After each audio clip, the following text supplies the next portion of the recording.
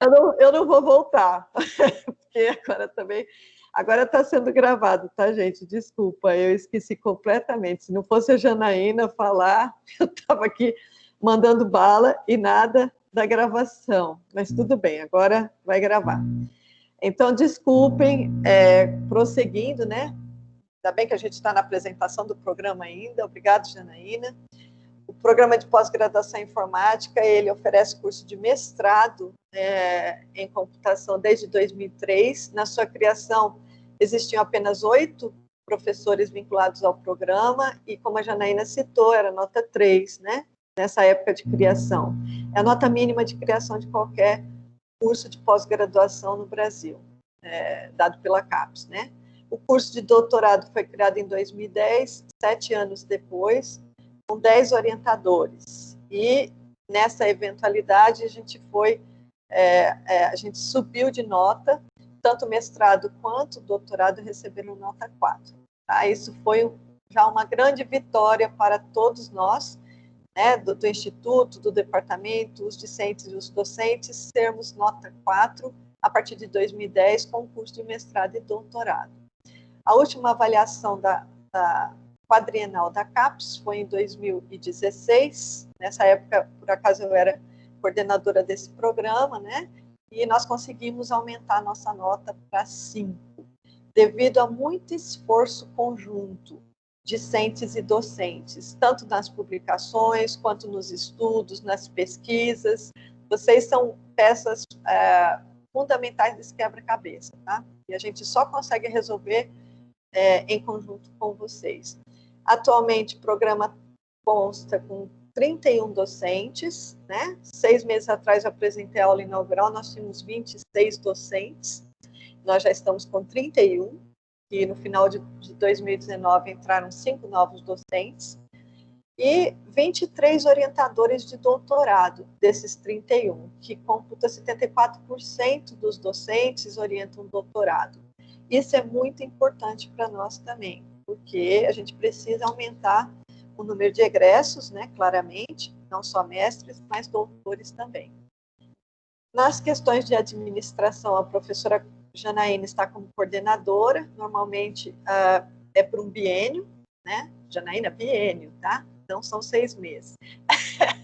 O vice-coordenador é o professor Bruno, que era anterior à professora Janaína, o coordenador. Na época, antes do professor Bruno assumir, eu era coordenadora, e o professor Bruno era o vice. E a gente sempre faz essa parceria, só que aqui não vai funcionar muito bem, que quando sai o coordenador, o vice assume a próxima gestão. Só que aqui inverteu, porque o professor Bruno já era coordenador quando a professora Janaína assumiu.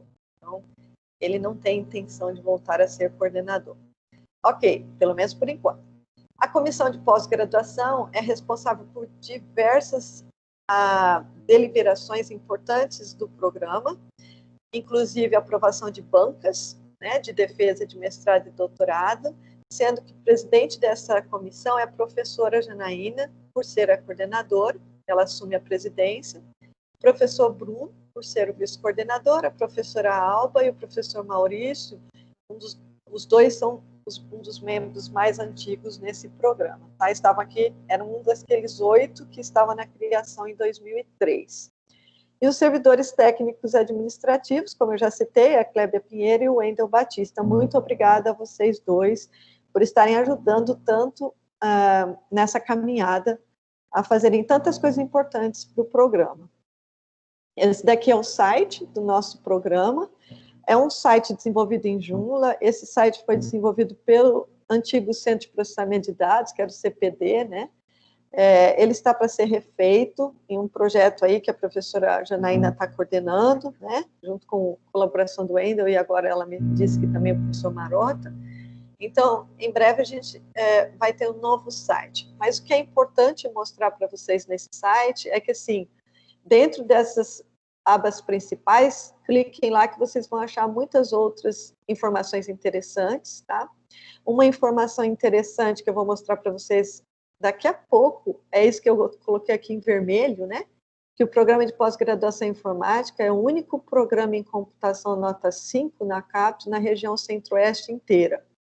Então, a gente vai olhar isso daqui, isso é muito importante, porque imagine que vocês estejam morando em Goiás ou em Tocantins, ou seja, vocês querem fazer um bom curso de mestrado e doutorado, e a UNB seria uma boa candidata por ter esse programa Nota 5. Tá? Eu vou chamar a atenção para as últimas notícias, onde semanalmente a gente vai estar colocando aqui, essa não está tão atualizada, né? Esse aqui foi em março, esse print screen que eu tirei, mas se vocês entrarem lá hoje, vocês vão ver que tem a chamada da aula inaugural. Toda semana vai ter aqui publicado a próxima semana o que vai acontecer. Tá? Em notícias em destaque, muitas vezes aparece também alguma chamada dos seminários, como, por exemplo, uma palestra internacional, algum convidado, a gente coloca em notícias em destaque e também aqui nas últimas notícias. Tá? Então, visitem sempre o site, entrem, fica registrado quantas pessoas leram aquela notícia, isso é muito importante para a divulgação do programa. Isso aqui são as redes sociais, né, que com a ajuda do pessoal da secretaria, a gente consegue divulgar vários eventos e lives que estão acontecendo também no YouTube do SIC. Alguns de vocês já podem ter assistido alguma coisa no YouTube, algumas lives. Nessa disciplina a gente vai ter, no mínimo, 2 dias que eu estou planejando fazer live, que são palestrantes que falam português, mas que são de cunho internacional. A gente vai ver no final. Além do site, né, do PPGI, tem o site do SIC, que vocês podem acessar e sempre tem informações lá. Também está lá no site do SIC a chamada da aula inaugural. Tem o Facebook, tem Instagram, ou seja, participem das redes sociais. O pessoal da secretaria está fazendo um grande esforço para divulgar, em conjunto com os professores, para que a gente possa chamar a maior parte de participação dos alunos, né, e também dos colegas professores nas iniciativas do programa. Continuando a apresentação do programa, já está terminando a apresentação, tá? Tenham paciência. Qual é o principal, ou quais são os principais objetivos do nosso programa? Todo programa é criado junto à CAPES com um objetivo. O nosso objetivo é fornecer uma formação teórica sólida em ciência da computação. Por este fator, nós criamos disciplinas obrigatórias. Nem todo curso de pós-graduação tem disciplinas obrigatórias. Tá? O nosso tem, e depois, daqui a pouco eu vou apresentar para vocês quais são as disciplinas obrigatórias. Mas porque a gente quer que outros alunos, mesmo alunos egressos do bacharelado, ou da mecatrônica, ou da engenharia elétrica, ou que venham de fora da UNB, possam ter essa formação sólida que não aconteceu, por exemplo, às vezes falta uma disciplina ou outra na graduação. Isso é muito importante para trazer os fundamentos básicos para aqueles alunos que precisam em nível de pós-graduação. Além da formação teórica sólida, uma formação específica atualizada, que significa que dentro de cada linha de pesquisa existem várias disciplinas optativas que vocês podem cursar. E essas disciplinas vão trazer conteúdo programático atualizado para auxiliá-los na pesquisa. Tá? Então, formação teórica sólida, formação específica atualizada. Introduzir os alunos no mundo de pesquisa acadêmica, na área de ciência da computação. A professora Janaína, nas suas sábias palavras, deixou isso claro, que vocês estão aqui para fazer pesquisa. Tá? E como assim, um aluno terminando uma graduação vai aprender a fazer pesquisa no mestrado? Então, um dos nossos objetivos é introduzi-los nesse mundo de pesquisa. E o último objetivo, não menos importante, é viabilizar essa pesquisa em esforço conjunto. Isso daqui, eu estou falando desde o começo, alunos, professores, colaboradores internos ou externos à UNB. Tá? Então, nós estamos numa fase agora de excelência internacional, excelência nacional, e queremos muitos colaboradores externos, principalmente internacionais, para que a gente possa ser promovido para um programa 6, que seria reconhecimento internacional. Então, isso é um esforço que vocês têm que fazer, por exemplo, fazendo doutorado sanduíche fora do país, conhecendo pessoas em conferências internacionais, trazendo para a pesquisa colaborativa conosco, tá? Então, isso é muito importante que vocês tenham em mente, que colaboradores internacionais são muito bem-vindos no nosso programa. Ok, aqui esses print screens eu tirei da plataforma Sucupira da CAPES. Ela mostra exatamente quantos programas aprovados pela CAPES na área de ciência da computação existem no país hoje. São 87, tá? Desses 87, né, 29 tem mestrado acadêmico, 3 tem doutorado, separadamente, tá? Isso daqui, mestrado só e doutorado só, mestrado profissional 13, e mestrado e doutorado, como o nosso programa tem, 40 programas, tá? No Brasil afora. E totais de cursos de pós-graduação, 129, e aí tem mestrado, veja que curso pode ser separado, não precisa ser, pode ser só um mestrado, pode ser só um doutorado, pode ser só um mestrado profissional, tá? Ou pode ser um doutorado profissional. Veja que só existem 2 programas de doutorado profissional no Brasil inteiro, tá? Um é Recife e o outro não me lembro onde é, desculpe, se alguém souber, podem trazer essa informação aí para o grupo. Bom, então, com isso, a gente tem uma frase aqui em vermelho para chamar a atenção, né? Que o Programa de Ciência da Computação, da área de Ciência da Computação da UNB, ela está entre os 20 melhores do país. Como que foi feita essa estatística? Computando os programas de nota 7, que é a maior nota da CAPES, os programas de nota 6 e os programas de nota 5. Como vocês vão ver nas telas subsequentes, né? Nós temos 7 programas de nota 5 na CAPES, né? Onde está a UNB aqui, né, no Distrito Federal. A UNB, eu já computei isso para vocês, que é o único nota 5 na região centro-oeste, porque vocês vão ver que aqui tem Paraná, região sul, Ceará, nordeste, Santa Catarina sul, Rio Grande do Norte, nordeste e Amazônia Norte. Então, nós somos realmente o único na região centro-oeste. E o único programa em computação com mestrado e doutorado na cidade de Brasília, tá? Então, somando esses 7 programas de nota 5, mais os 3 programas de nota 6, que é a PUC Rio Grande do Sul, a Universidade de São Paulo e a Universidade Federal Fluminense, e depois os outros 7 programas de nota 7, né, que é PUC Rio de Janeiro, USP São Carlos, Unicamp, o FMG, o FPE, o FRJ e o URGS, somando esses 7, mais aqueles 7 nota 5, mais aqueles 3 nota 6, nós dá 17 programas e nos coloca aí nos 20% dos melhores programas em computação do Brasil, tá? Bem, somente para chamar a atenção, a gente quer entrar nesse pequeno rol seleto aqui, de 3 programas, né, que é a PUC Rio Grande do Sul, a USP e a Federal Fluminense. Nós queremos, na próxima avaliação, estarmos aí. Se não, na próxima avaliação, que já está terminando o quadriênio agora em 2020, na subsequente, que será 21, 22, 23, 24.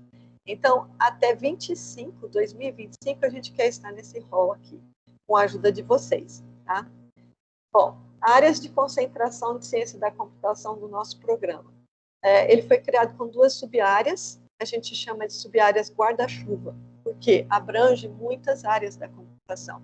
Fundamentos e métodos de computação, composto por 16 docentes orientadores. Nessas áreas aqui, banco de dados, bioinformática, dependabilidade de software, engenharia de software, IA, linhas de produto de software, lógica não clássica, modelagem da fala, sistemas multiagentes e teoria da computação. Então, alguns que conhecem os professores do programa já podem dizer, eu sei quem é dessa área, daquela, mas esses professores, esses 16, estão na grande área, digamos, ou na linha de pesquisa, na sub-área de fundamentos e métodos de computação. E em sistemas de computação, nós temos 15 docentes, computação em nuvem, distribuída de alto desempenho, computação móvel, computação de engenharia de tráfego em redes ópticas, hardware reconfigurável, processamento de imagem e vídeo, redes de computadores, redes sem fio e visão computacional.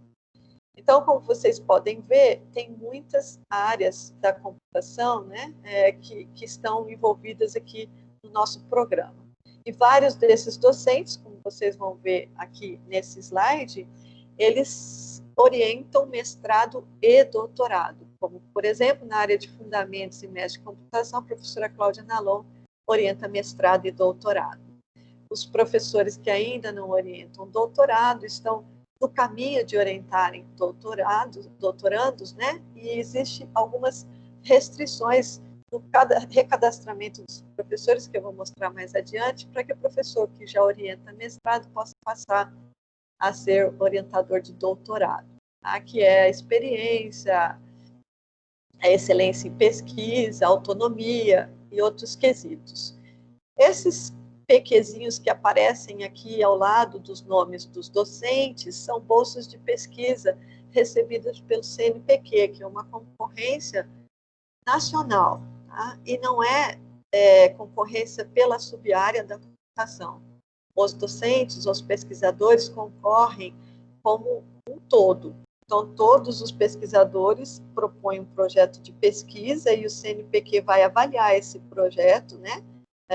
Com os revisores ad hoc, e eles vão dar notas a esse projeto, e a sua publicação, ou seja, a publicação do orientador e com os alunos, vai entrar como quesito para que a gente possa receber uma bolsa de pesquisador.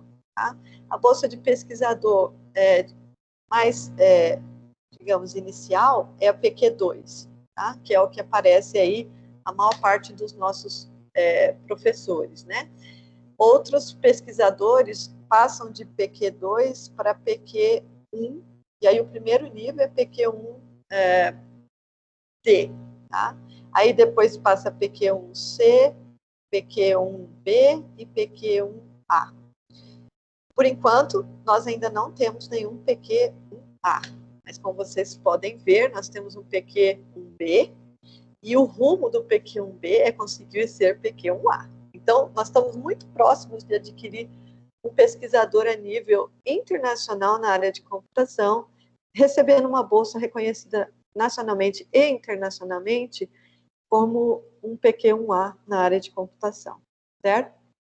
Bom, internacionalização, que a professora Janaína citou, eu estou citando, é um dos fatores mais importantes no momento para nós, como o programa 5 da CAPES. Nós temos que internacionalizar nosso programa. Então, eu trouxe aqui a formação dos nossos docentes, pesquisadores. 42% dos nossos docentes têm doutorado no exterior, tá? E aqui 5 na Grã-Bretanha, 2 no Japão, 2 nos Estados Unidos, 1 na Alemanha, 1 na Bélgica, 1 na Espanha, 1 na França e 18 no país, tá? Variando entre UNB, Unicamp, UFPE, ICMC, USP, São Paulo, capital, ITA, PUC, Rio de Janeiro, UFMG, URGS, UFRN e Federal de Santa Catarina. Então, nós temos docentes provenientes de vários programas de estados diferentes dentro do Brasil e de vários países diferentes também, né? Então, desde o Oriente até a Europa e as Américas, tem gente que se formou praticamente distribuído pelo mundo. Estágio sênior e pós-doutorado é um estágio ou pós-doutorado que os professores pesquisadores fazem, e nós estimulamos muito, mesmo porque a gente quer internacionalização, aos nossos docentes fazerem esse estágio sênior ou pós-doutorado. Então, eu trouxe aqui só os dados principais desse quadriênio. Em 2017, nós tivemos 2 pesquisadores em pós-doutorado e 1 em estágio sênior, né? O professor Camilo, no Canadá, o professor Wander, na Alemanha, a professora Cláudia Nalon, na Grã-Bretanha. Tá? Em 2018, 3 pesquisadores em pós-doutorado, o professor André na Alemanha, o professor Rodrigo na Alemanha, a professora Milene nos Estados Unidos. Em 2019, 4 professores estão em estágio pós-doutorado. Tá? Mesmo com essa Covid, né, os professores foram, alguns já retornaram. Então, o professor Ricardo Jacob ainda está na Grã-Bretanha, a professora Maristela já voltou dos Estados Unidos, o professor Eduardo também em Portugal, e a professora Edna também já voltou, estava na Holanda. Muito obrigada, professora Edna, pela presença. Em questão de infraestrutura, né? No momento da Covid, nosso prédio está, na verdade, fechado, né?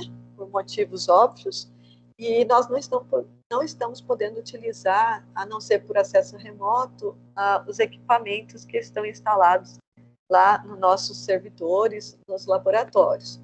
Então, nós temos 8 laboratórios específicos de pesquisa, vinculados aos docentes, às suas áreas de pesquisa, além do laboratório de pós, que todos os alunos de pós-graduação podem utilizar. É o primeiro laboratório que fica à direita da entrada do departamento, a segunda porta, lá é o Lab Pós. E no prédio SICEST, nós temos o Laico, o LAR, o LIS, o CONET, o LES, o LABID, o Translab e o LaForce. Cada um de vocês deve estar vinculado a um orientador, e esse orientador está vinculado a um destes laboratórios, tá? Então, procurem saber isso com seus orientadores, porque vocês têm acesso a esse laboratório. E para que vocês tenham acesso ao laboratório, basta vocês chegarem e se identificarem na portaria e pegarem a chave do laboratório. Porque semestralmente a lista de quem pode usar os laboratórios é atualizada lá na portaria do prédio. Bom, além disso, dispõe-se do laboratório do Instituto de Ciências Exatas, que é o LabIE, e o LINF, que é o laboratório que fica no ICC, ala central, módulo 18. Tá? Então, esses laboratórios, eles têm foco mais na graduação, mas os alunos de pós-graduação também podem utilizar. Nós temos uma sala de estudo com 32 metros quadrados, que fica no primeiro andar do prédio, logo passando o vão dos toaletes, né? A primeira porta à direita, na parte de trás, virado para o lago, uma bela vista. 2 salas de pós-doutorado ou professor visitante, que ficam perto da sala multiuso do SIC, e uma sala multiuso do SIC, onde é feitos seminários, e por motivo da pandemia, nós estamos fazendo à distância. Okay? Dispõe de um auditório também para uso, que fica no prédio do SIC-Este, com capacidade de 92 pessoas sentadas. Né?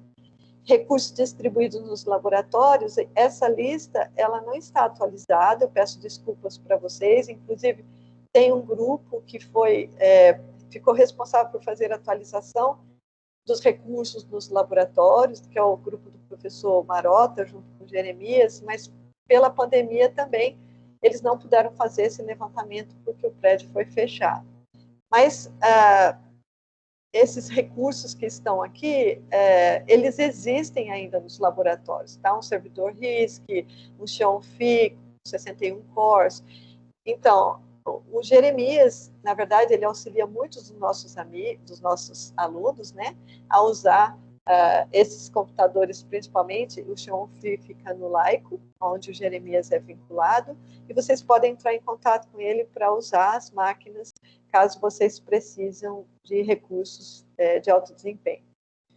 Bom, exigências para diplomação a nível de mestrado e doutorado. Mestrado, 24 créditos, sendo que tem uma disciplina obrigatória de 2 créditos, que é seminário, 2 obrigatórias optativas entre os 4, quer dizer, 2 disciplinas obrigatórias de 4 créditos, que vocês vão escolher entre 4 que nós ofertamos de obrigatórias. Eu já vou mostrar quais são para vocês. Aprovar no exame de mestrado, final do 2º semestre até o máximo do 3º, comprovar proficiência na língua inglesa, ser aprovado na banca de mestrado e submeter artigo científico em conferência importante na área de pesquisa. Qual que é a área importante? Qual é a conferência importante na sua área de pesquisa? Isso vocês têm que decidir junto com o orientador de vocês, porque eles conhecem, né? Cada um de nós conhecemos o que é importante na nossa área. Doutorado, completar 40 créditos, né? Em vez de 2 obrigatórias, como no mestrado, os doutorandos têm que fazer 3 obrigatórias, tá? Aprovar no e 7 optativas, né? Enquanto no mestrado eram 4 optativas. Aprovar no exame de qualificação, final do 4º semestre é o recomendado, até no máximo o 5º semestre. Comprovar proficiência na língua inglesa, ser aprovado na banca de doutorado, e tem uma restrição que, no meu entender, não é uma restrição, mas é uma motivação para os alunos de doutorado poderem defender os seus trabalhos de pesquisa, e nós colocamos alguns requisitos mínimos, que seria a publicação em um periódico, tendo sido aceita, não precisa estar publicado, mas sim ter a carta de aceite. A partir de quem entrou em 1º semestre de 2016, esse periódico é um Qualis B2 pela CAPES ou superior. E, anteriormente, na resolução 6, desculpe, isso na resolução 6, anteriormente, na resolução 1, era extrato B4 para quem entrou antes de 2016, ou seja, para os doutorandos que ingressaram de 2010 até 2015, segundo período. Tá? Esses doutorandos, o mínimo que foi requerido deles era um extrato B4. E agora, para quem entrou a partir de 1º de 2016, é um Qualis B2. Tá? Essas normas e essas regras estão sendo revistas no planejamento estratégico e em breve teremos novidades, tá? Que ainda não foram decididas. Né? As disciplinas do programa. Os seminários são 2 créditos, é esse que oferece palestras de pesquisadores convidados e alunos. A avaliação dessa disciplina é simplesmente pela lista de presença, tá? Hoje eu vou tirar a lista de presença de vocês e todos os dias eu vou tirar. Pela plataforma Teams, a gente tem essa possibilidade. Mostra, inclusive, o horário que vocês entraram nos seminários, o horário que vocês saíram dos seminários. É muito interessante ter essa lista automatizada de presença. Fundamentos e métodos de computação, que é aquela primeira grande área que eu mostrei para vocês, né? Ela inclui a disciplina de teoria da computação como obrigatória, 4 créditos, e projeto e complexidade de algoritmos, 4 créditos. Tá? Uma pequena descrição da disciplina, isso aqui também está disponível no matrícula web para vocês e também no site do programa. E sistemas de computação são 2 disciplinas ofertadas, fundamentos de sistemas computacionais e processamento digital de sinais. Tá? Obviamente que se você é um aluno de doutorado e o seu orientador é da área de sistemas de computação, ele vai querer ou vai recomendar que vocês façam essas 2 disciplinas como as obrigatórias, tá? E mais uma outra, porque são 3 disciplinas obrigatórias, uma outra de fundamentos e métodos. Então, na pós-graduação, os alunos interagem muito com seus orientadores, essa convivência tem que ser muito tranquila entre vocês e os orientadores, tá? Bom, esse daqui é o rol das disciplinas optativas. Haviam 27 disciplinas no sistema até o semestre passado. Esse semestre foram aprovados já em colegiado 2 disciplinas novas, que é requisitos de software, da professora Edna, que ofereceu essa ementa, né, a proposta, e métodos quantitativos em computação, da professora Janaína. Então, essa lista, como vocês estão vendo aqui, de 29 disciplinas, né, agora com essas 2 que foram aprovadas, elas, obviamente, não são ofertadas todos os semestres, porque nós só temos 31 docentes no programa, sendo que todos esses docentes, à exceção da professora Célia que nos fala, dão aula na graduação. Então, eles têm que dar aula na graduação, eu já passei por isso durante 15 anos, dar aula na pós-graduação e assumir os cargos de administração, como a professora Janaína está fazendo agora. Isso é uma carga muito pesada. Tá? Isso afeta a produção científica do docente. Isso a gente pede a maior colaboração dos alunos, do pessoal da secretaria, para contribuir com a professora Janaína, porque não é uma atribuição trivial. Tá? Todo mundo que já passou por isso, como eu já passei, e vários colegas, nós sabemos o quanto isso é penoso. E o quanto, assim, colaboradores, tanto os alunos quanto os colegas da secretaria, podem nos ajudar nessa fase tão difícil que é assumir carga administrativa, carga acadêmica e pesquisa, tudo ao mesmo tempo. Tá? Ok, aqui eu trouxe na verdade, um gráfico de pizza para vocês, de um estudo que está sendo feito no planejamento estratégico, por acaso no meu grupo, que é análise de doutorandos, né? Nós pegamos os históricos escolares de todos os doutorandos, desde a abertura do doutorado, 2010, até o segundo período de 2019. E o que a gente fez com isso? Nós temos o prazer, né, de ter um professor especializado em mineração visual de dados, que é o professor Vinícius, ele faz parte do meu grupo, que é a análise dos doutorandos, e ele usou um script em Python e fez a análise de as matrículas de todos os alunos que entraram desde 2010 até segundo 2019, que são 1.145 matrículas no programa, nesse período, tá? E o resultado é esse que está aí apresentado. Então, a maior quantidade de matrículas realizadas foi em fundamentos de sistemas computacionais, 8,46%. Seminários, a mesma coisa, apesar de não estar visível aqui, mas é 8,46% também. Projeto complexidade de algoritmos, 8,17%. Estágio docência é obrigatório para quem ganha bolsa, CAPES, tá? É uma disciplina, digamos, optativa para quem não ganha bolsa, e muitos alunos, mesmo que optativa, optam por fazer porque querem se preparar para serem docentes. Então, também tem uma grande procura, 8,07%. Teoria da computação, 7,97%, outra disciplina obrigatória. Tópicos, e daqui para baixo, o que tem de obrigatório? Proficiência em inglês e exame de qualificação, tá? Então, vocês vão percebam que vai diminuindo, né? Vai diminuindo, e aqui tem todas as disciplinas que a gente nem consegue ler, mas tem todas as disciplinas que os alunos já cursaram nessas 1.145 matrículas, tá? Bom, esse é um outro gráfico que também foi avaliado no nosso grupo, é o número absoluto de reprovação e desistência nas disciplinas. O que a gente queria nessa análise é saber, será que tem alguma disciplina que reprova muito os alunos, e a gente precisaria, sei lá, ter algum tipo de providência em relação a essa disciplina, ou o que está acontecendo, enfim.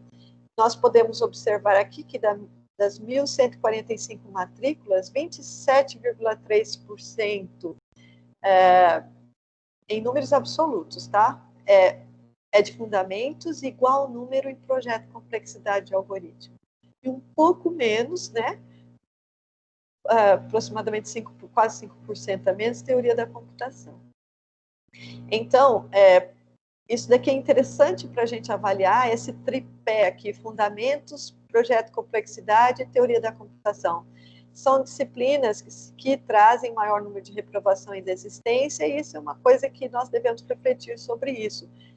Quando eu falei para vocês que a gente queria um programa que tivesse boa fundamentação teórica, ou forte fundamentação teórica, esse tripé forma essa forte fundamentação teórica, tá? E então, isso é uma coisa para a gente poder refletir sobre isso. Depois tem outras disciplinas, que até disciplinas optativas, que trazem grande número de reprovação e desistência, 9% em tópicos em fundamentos e média de computação. Em tópicos entram vários professores, tá? Porque é uma disciplina de ementa aberta, e vários professores já ofereceram suas linhas de pesquisa aqui dentro. Sistemas multiagentes, que é a minha disciplina, e sistemas distribuídos da professora Alba, né? Eu e a Alba, e graças a Deus não estou sozinha, e trabalho individual em sistemas de computação, nós temos o mesmo percentual de reprovação ou desistência.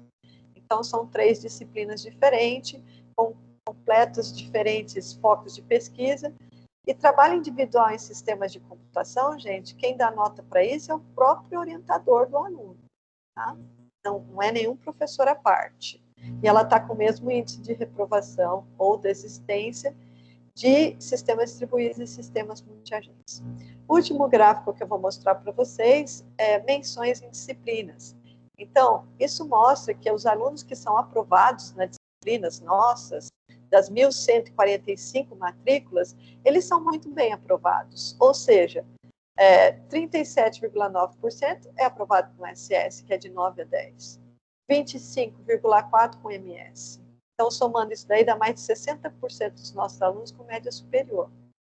Tá? AP é aprovação em, por exemplo, proficiência de inglês, ou alguma disciplina, outra que possa... acho que é só proficiência em inglês. Sim, exame de qualificação, exame de mestrado, tudo entra como AP. Tá? E 11,2% com MM, 9,7% com crédito concedido, que é quando vocês fazem aproveitamento de estudos, ok? E depois vai diminuindo aí.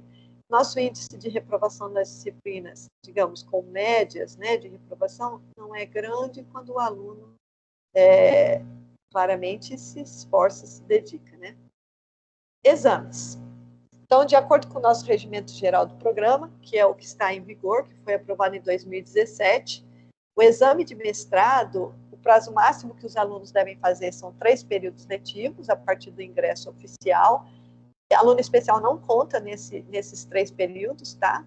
Ela é sempre em defesa pública, ou seja, qualquer pessoa pode assistir, por isso nós estamos gravando e colocando também no YouTube, na página do departamento, as nossas defesas. Então, elas são realmente públicas, qualquer um de vocês pode assistir.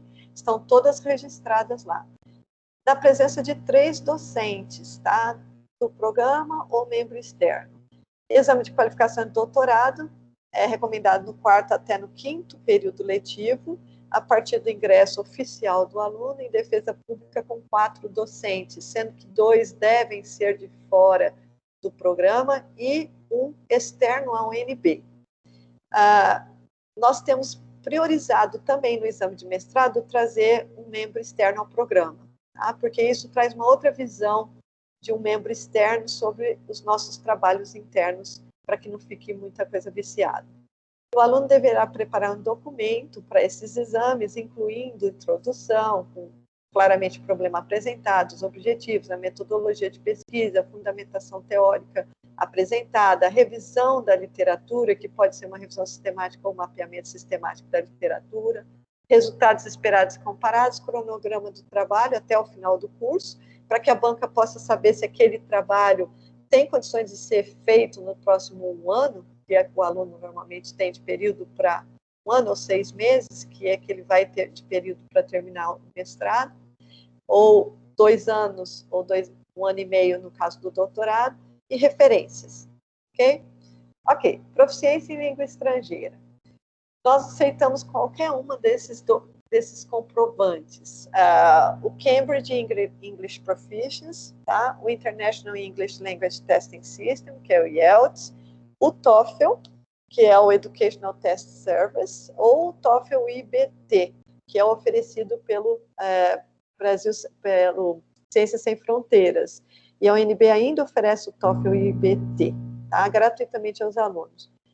Universidade de Michigan, oferecido pelo English Language Institute of University of Michigan, declaração de proficiência do curso da Casa Thomas Jefferson, obviamente que é o curso avançado completo, para eles darem a proficiência, ou a declaração de proficiência da cultura inglesa.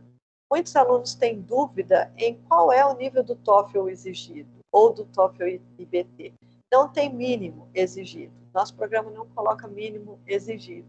Mas é claro que, se vocês forem tentar fazer depois, quem fez o mestrado aqui quer fazer um doutorado fora do país, eles vão ter nota mínima para TOEFL.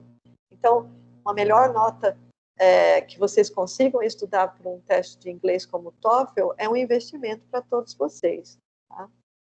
Bom, banca de defesa final, conforme a resolução CEP 80 de 2017, que também é que está em vigor, todos os programas de stricto sensu da UNB têm defesa de dissertação de mestrado com 3 membros, tá? Sendo que o nosso programa prioriza um externo ao programa. E a defesa de doutorado com 4 doutores, e a gente prioriza que seja pelo menos um fora da UNB, isso está na resolução, mas a gente tem conseguido fazer no mínimo 2 fora do programa, e às vezes só tem o próprio orientador que é do programa. Isso não é impeditivo, isso é uma boa prática, inclusive, porque a gente vai ter visões diferentes sobre pesquisadores de várias universidades, inclusive internacionais, para os nossos trabalhos de pesquisa.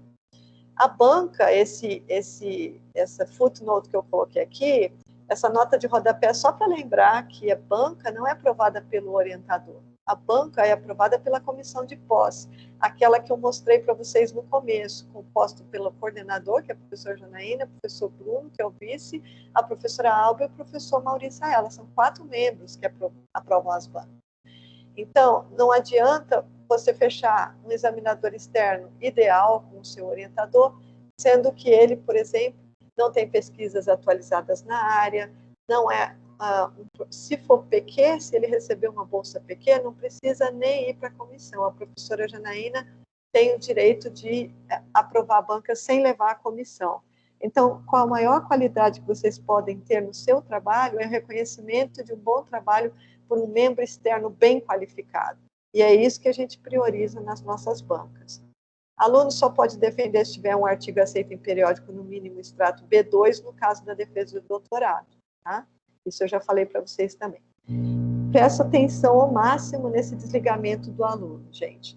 O aluno pode ser desligado por vários motivos, e esse desligamento é feito automático pelo sistema acadêmico, que é o CIPPOS. Nada o professor pode fazer quanto a isso, ou o aluno. Isso acontece nessas eventualidades que vocês estão vendo aqui. 2 reprovações em qualquer disciplina, não precisa ser uma obrigatória, não. Qualquer disciplina, 2 reprovações que vocês tiverem, e não precisa ser na mesma disciplina. Então, se vocês tiverem 2 disciplinas reprovadas no histórico escolar, no próximo semestre vocês serão desligados automaticamente pelo sistema. 2 reprovações no exame de qualificação. Se não efetivar matrícula, fim do trancamento previsto no artigo 29, que todos vocês têm direito a um trancamento geral de matrícula por um período letivo, por aqueles motivos que estão lá no CEP 080, na resolução, tá? Por exemplo, órgão público, se você for um servidor público federal e for fazer uma viagem paga pelo governo brasileiro, você vai ficar fora do país, você não tem condições de fazer o seu curso, você tem direito a um trancamento geral de matrícula. E outros motivos, motivo de saúde, por exemplo, né? Hospitalizações, etc. Então, depois, se vocês tiverem dúvida, podem me perguntar, eu posso passar, mas também, se entrarem na web, vocês vão achar a resolução CEP 080/2017, todos os casos de trancamento geral de matrícula estão especificados lá. Então, efetivar matrícula ao fim do trancamento. Às vezes, o aluno volta do trancamento e esquece de fazer matrícula, por motivos de viagem, tantas coisas acontecem, e aí o sistema desliga, tá? Não é uma coisa irreversível, casos que acontecem, a gente pode justificar e eles reintegram o aluno, mas isso não está à nossa alçada, isso fica ao decanato de pós-graduação decidir. Se não efetivar matrícula a cada período letivo. Então, todos os alunos de pós-graduação têm que estar matriculados todos os períodos letivos na UNB. Se ele passar um semestre sem se matricular, no próximo ele está fora. Ele é desligado pelo sistema. Se for reprovado na defesa de tese ou dissertação, nem preciso dizer por quê. Se ultrapassar o prazo máximo de permanência no curso, previsto 24 meses para o mestrado e 48 para o doutorado, tá? Aqui embaixo tem uma nota, lembrando que, excepcionalmente, com razões amplamente justificadas pelo orientador, o aluno de mestrado pode ter uma extensão de 6 meses e o aluno de doutorado de 1 ano, tá? Então, esse prazo aqui, obviamente, vai ser estendido por 1 ano ou por 6 meses no mestrado. Ou os prazos estabelecidos no artigo 39, que seria a avaliação pela comissão examinadora, ou seja, se ele não for aprovado, o aprovado aqui eu coloquei só para lembrar que aprovado na banca significa que vocês têm 15 dias para entregar a versão definitiva e final, totalmente revisada da sua dissertação ou tese. Muitas vezes isso é difícil, tá? Uma aprovação com revisão de forma significa que vocês têm 30 dias para entregar esse documento definitivo, revisado e aprovado pelo seu orientador.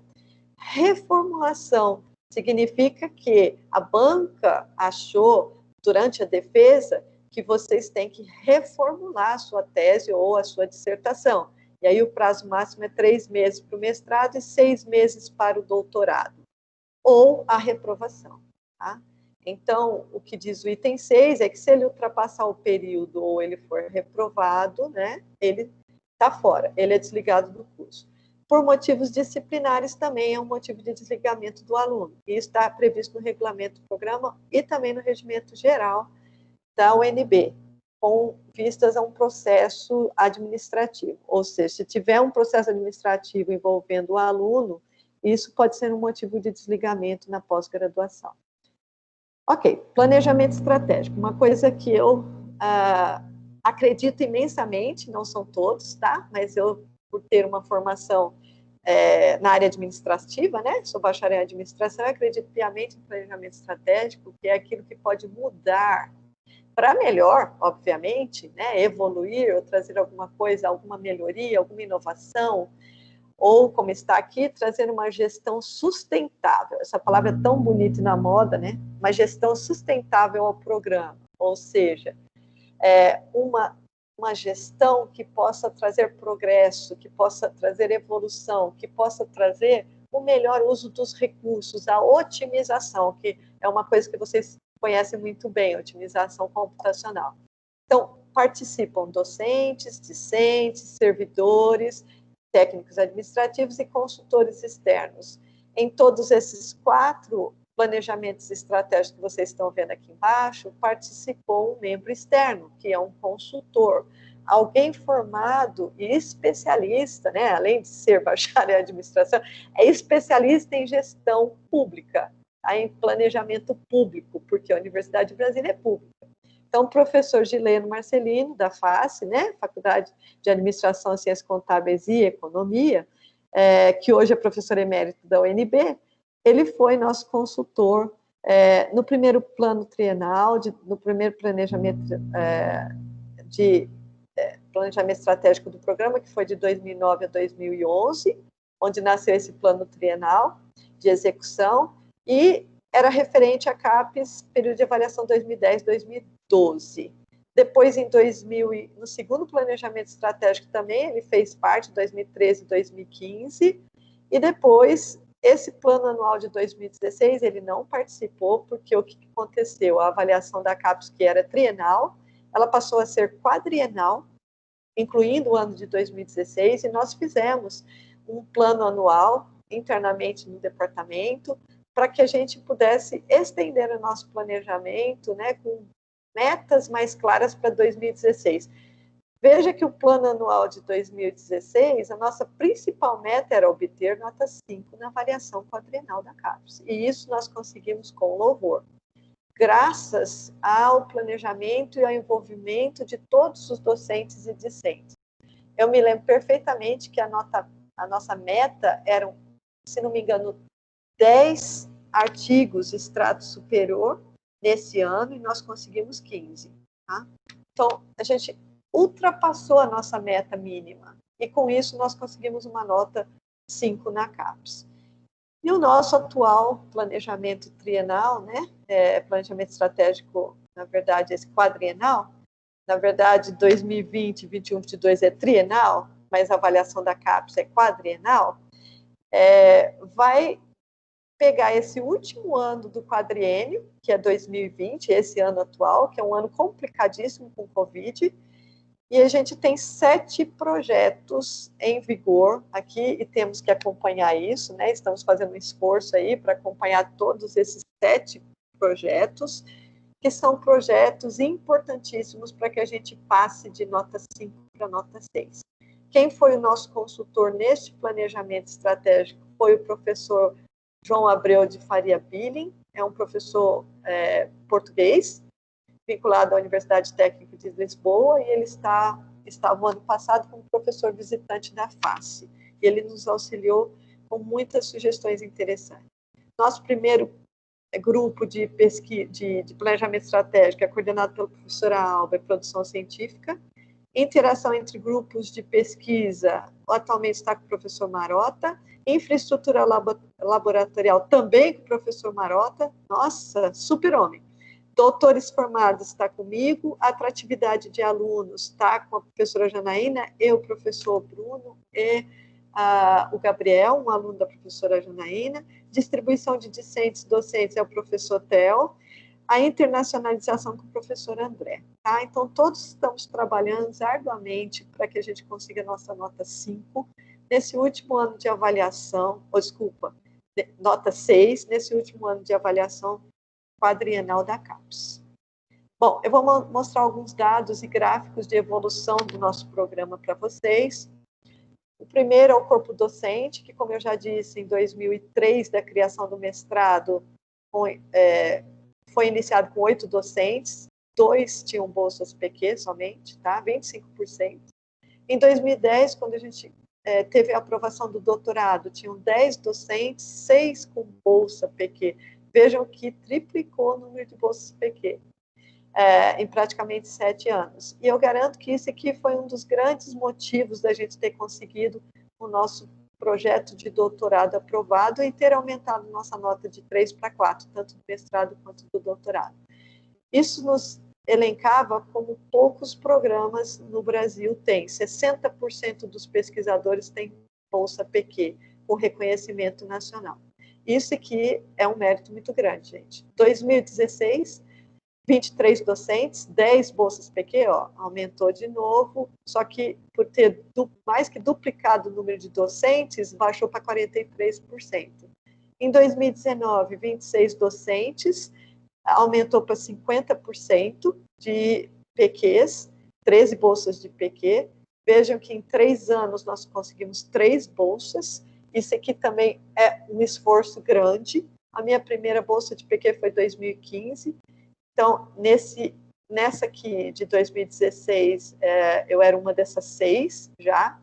Em 2020, a gente está com 31 docentes, 12 bolsas PQ, baixou uma do ano passado, e 39% novamente. Então, como vocês estão vendo, ele cresce em número de docentes muito sustentável. Nosso programa nunca permitiu que entrassem qualquer pesquisador que tem intenção de fazer parte do grupo de pesquisadores do nosso programa, simplesmente porque eles querem.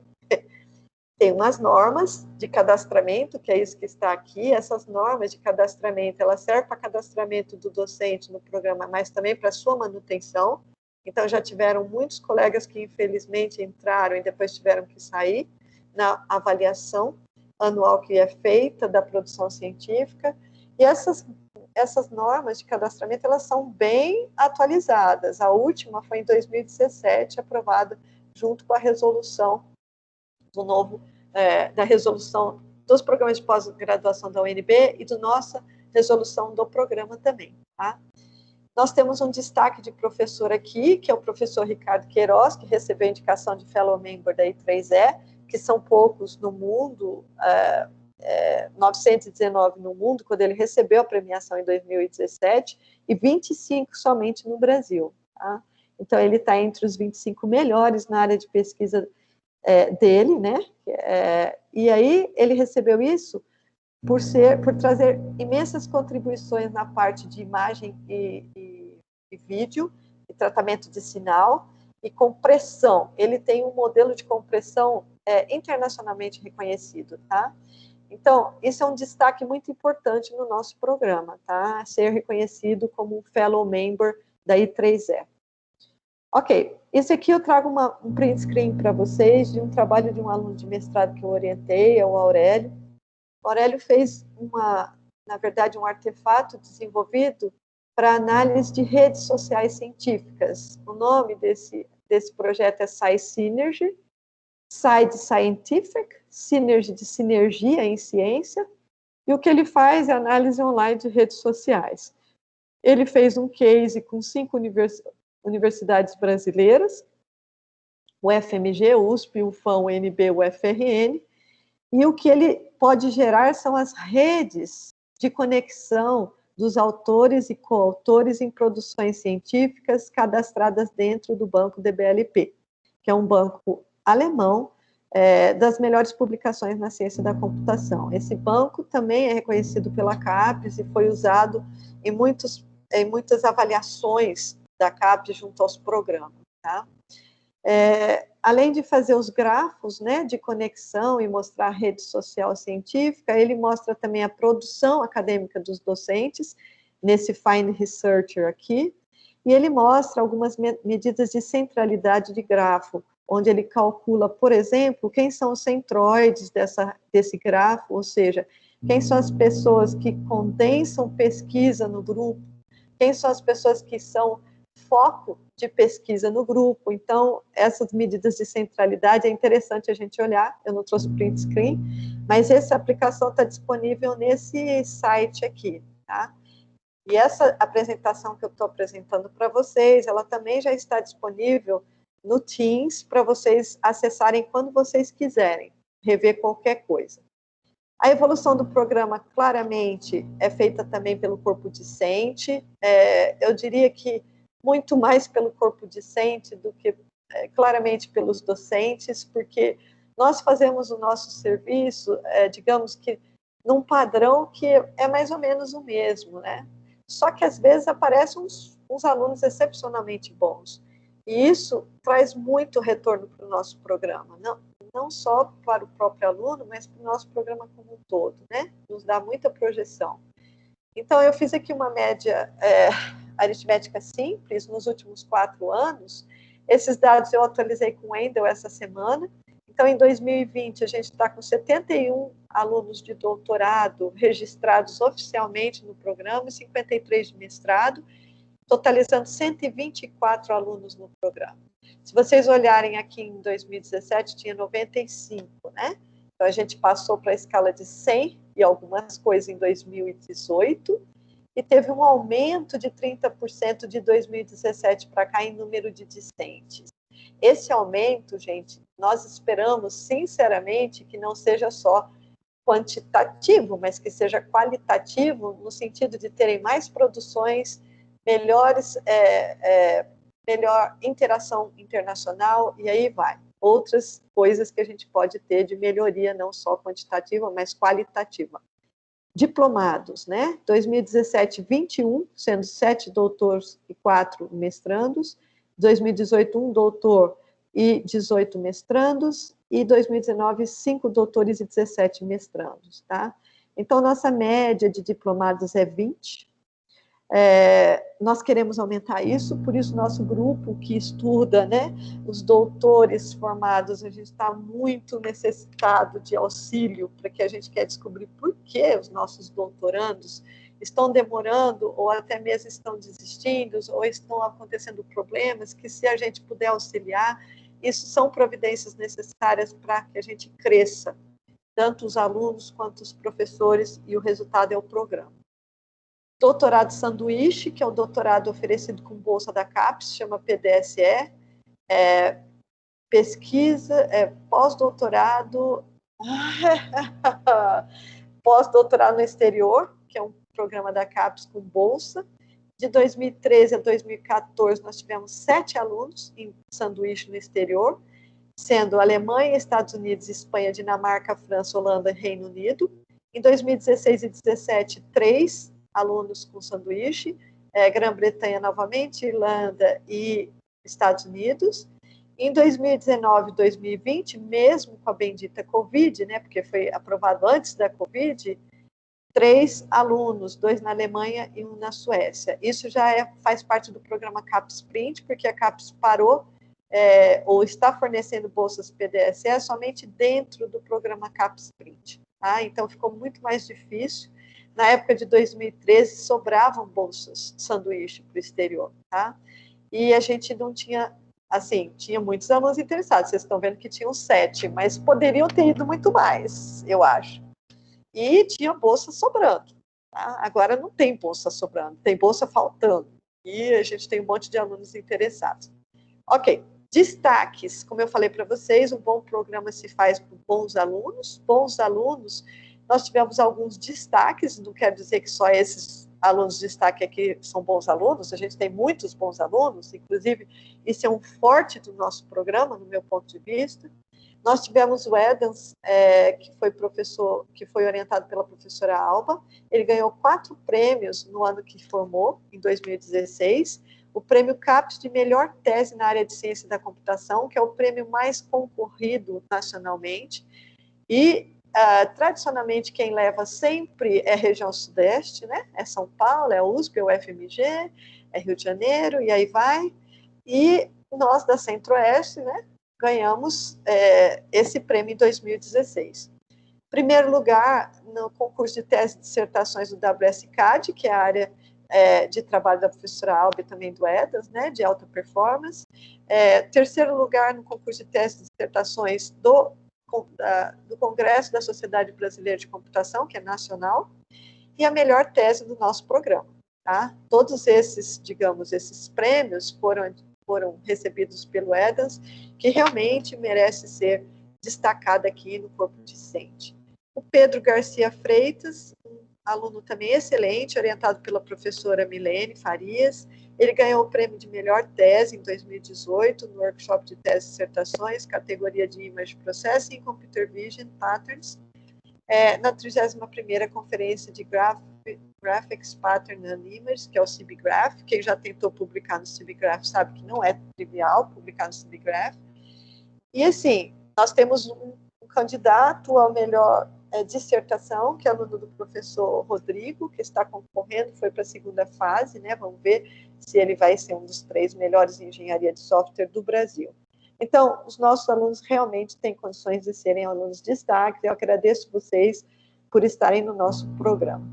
Aqui eu mostro o total de 25 alunos titulados e doutores. Eu tenho esse gráfico porque a gente está trabalhando com titulação de doutorandos, né, no nosso grupo. E aqui tem o nome dos orientadores embaixo desses alunos. Então, 3 alunos aqui sobre o meu nome. Eu chamo a atenção para o professor Anderson Clayton. Tá? O professor Anderson Clayton é um professor que fez parte do nosso programa durante, se não me engano, só um quadriênio. Ele conseguiu um excelente aluno que conseguiu tirar o doutorado, gente. Então, assim, hoje ele é professor da Washington University, nos Estados Unidos. O professor Anderson não é mais professor da FT, da Engenharia Elétrica, da UNB, mas, assim, mostrando que, puxa, o cara ficou aqui um quadriênio e tem um doutor. Então, a gente consegue chegar lá, né? Nós conseguimos chegar lá. E a professora Milene aqui no topo, né, com 4 doutores formados. Em breve, esse gráfico, né, vai estar completamente diferente no próximo semestre. E essa variação é muito produtiva para a gente, tá? Para saber quais são as áreas que estão sendo mais produtivas, de repente, de pesquisa do nosso programa, quais as áreas que têm maior interesse pelos discentes, enfim, várias coisas a gente pode analisar num gráfico como esse. Ok, onde estão os egressos de doutorado no nosso programa? Esse aqui foi um trabalho feito pela professora Alba, para a nossa avaliação quadrienal, inclusive. Eu agradeço a professora Alba pela dedicação que ela sempre teve ao nosso programa. Uma professora fundadora do nosso atual programa, né? Eu, apesar de estar aqui desde 2003, sou uma das que se integrou ao programa logo na sua criação. Eu não fiz parte dos 8 que criaram o programa. A professora Alba fez. A professora Alba, o professor Lia, a professora Maria Emília, o professor Maurício, o professor Ricardo Jacob, o professor Nuno, que nem está aqui mais hoje, ou seja, são professores que contribuíram bastante com o nosso programa e contribuem até hoje. Então, ela fez esse estudo, pegando os alunos que saíram do doutorado de 2014 a 2018, muitos deles ela teve que ligar para perguntar onde estavam, onde vocês estão trabalhando, tá? Então, 6% professores no exterior, incluindo um aluno formado por ela, que é o Alessandro. Empresas no exterior, 18%. Se a gente aumentasse para 2020, isso aqui já teria mais do que 18%, tá? Empresários, 12%. Empresa privada do Brasil, 0%. Isso aqui é uma coisa para a gente pensar e refletir também. Que os nossos doutores não estão querendo ser empresários. Por que será? Isso é um ponto positivo ou um ponto negativo? Tem prós e contras. E no serviço público federal, em Brasília, como a gente está, 23%. Então, se eu for olhar, a maior parte dos nossos doutores estão sendo professores no Brasil. Isso é muito importante para a CAPES. Isso é muito proveitoso para o nosso programa, porque a gente está formando professores na área de ciência da computação, que estão atuando nos institutos federais, que estão atuando em universidades particulares ou até mesmo em universidades públicas federais. Isso mostra que o nosso programa tem uma boa formação para os nossos alunos de doutorado. Ok, onde estão os egressos de mestrado? Professor no Brasil, 19%. Veja que de 41% reduziu-se para 19%. Mesmo assim, é um bom quantitativo. é quase a metade do que a gente tem de doutores, né? E estão atuando como professores. O caminho desses professores aqui é tirar o doutorado e aumentar os nossos 40% lá, tá? Doutorando no exterior, 6%. Isso aqui também é muito expressivo, porque os nossos alunos estão fazendo doutorado no exterior e vão tirar um título no exterior. Doutorando no Brasil, 31%, empresa no exterior, 3%, empresário, 5%. Veja que os mestres que saem do nosso programa arriscam mais que os doutores, tem 5% que já é empresário. E a empresa privada no Brasil, 6%. Serviço público, 30%. Então, não varia muito se é mestre ou doutor, 30 a 23, 23 a 30% está no Serviço Público Federal, tá? Isso não é uma coisa ruim também. Ok, programa CapSprint, só para atualizar vocês, é um programa, o nosso programa na UNB de informática fez parte do CapSprint, nem todos os programas de pós-graduação na UNB fizeram parte dessa chamada CapSprint, que a proposta deles é bolsas para 2019 e 2020. Tinha que apresentar uma proposta entre vários programas, e teve uma série de requisitos, e a gente conseguiu participar desse programa, foi na época do professor Bruno como coordenador ainda. Participação de 10 docentes do nosso programa, 10 colaborações internacionais de diferentes países foram propostas no projeto, Alemanha, Chile, Estados Unidos, Espanha, Reino Unido. A gente teve um visitante o ano passado, acho que ele apresentou... ele apresentou nos seminários, quem estava aqui o semestre passado, é isso mesmo. O Dr. Mariano Moscato apresentou uma palestra na National Institute of Aerospace, Estados Unidos, e ele falou, ele trabalha, na verdade, junto com o professor Maurício Ayala, e ele veio convidado pelo professor Maurício para ficar aqui alguns meses, e ele deu uma palestra aqui em seminários para a gente. 3 bolsas de doutorado de sanduíche no exterior, que são de alunos, né? Bolsas PDSE, 1 ano, 2 na Alemanha e 1 na Suécia. Tá? Um na Suécia, que eu lembro, é a professora Janaína, 2 na Alemanha, se não me engano, são do professor André. Ok, evolução do programa. Bolsas de aluno. Essa é uma coisa que todo mundo pergunta todo semestre. Professor, e as bolsas? Vai sair? Eu estou na lista, estou esperando. Ok, então vou mostrar aqui para vocês um pequeno histórico, já começando pela observação. Não é possível contemplar todas as solicitações de bolsa de alunos aprovados nos editais de seleção. Então, nosso edital de seleção aprovou 20 mestres, né? 20 mestrandos que vão entrar. Se a gente conseguir atender 10, gente, está muito bom. Tá? Tem programas que não tem bolsa nem para 10% dos alunos que entram no programa. Isso é realidade UNB, não é realidade Brasil. Então, é uma realidade bem próxima à nossa. E aí, em 2014, nós tínhamos 29 bolsas de demanda social da CAPES, que é o que nos dá maior quantitativo de bolsas.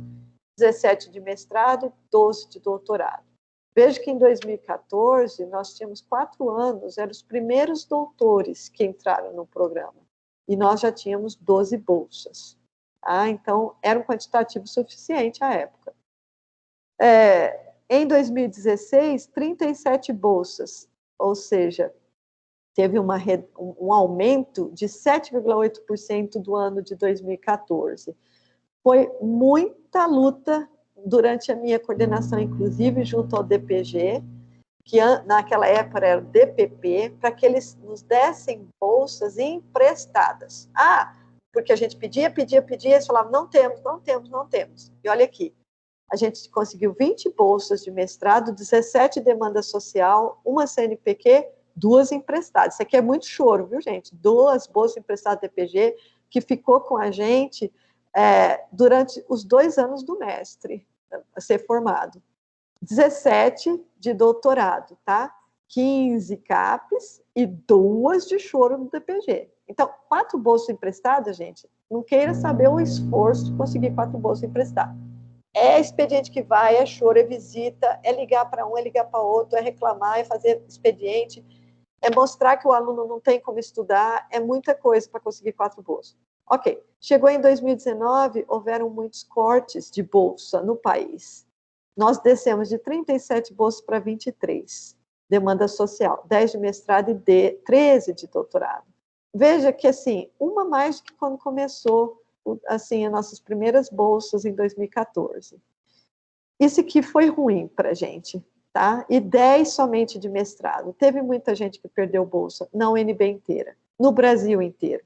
Isso aqui vocês sabem muito bem o que aconteceu, não preciso explicar.